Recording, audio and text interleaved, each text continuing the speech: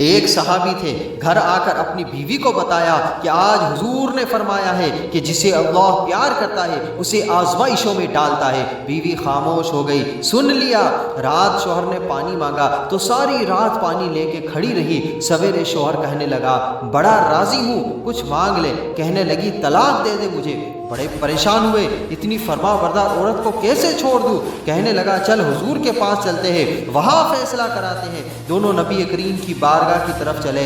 راستے میں صحابی کو ٹھوکر لگی، پیر کے بل گر پڑے، گھٹنوں پر چوٹ لگی، خون بہنے لگا۔ بیوی کہنے لگی چلو واپس گھر چلتے ہیں، مجھے طلاق نہیں لینی۔ کہنے لگے تو بڑی بے وقوف ہے، میرا گھٹنا ٹوٹ گیا، تو بڑی نادان ہے۔ پہلے کہہ رہی تھی کہ طلاق لینی ہے بغیر وجہ کے، اور اب کہتی ہے نہیں لینی ہے۔ تو وہ خاتون کہنے لگی آپ نے ہی گھر آ کے بتایا تھا کہ جسے اللہ پیار کرتا ہے اس پہ مصیبتیں آتی ہیں، تو میں جب سے آپ کے گھر آئی ہوں کوئی بھی مشکل نہیں آئی آپ پر۔ تو رات میں سوچنے لگی کہ اس پر تو کوئی مشکل ہی نہیں آ رہی ہے، لگتا ہے اللہ اسے پیار نہیں کرتا، اسی لیے میں نے آپ سے طلاق لینے کا ارادہ کیا تھا۔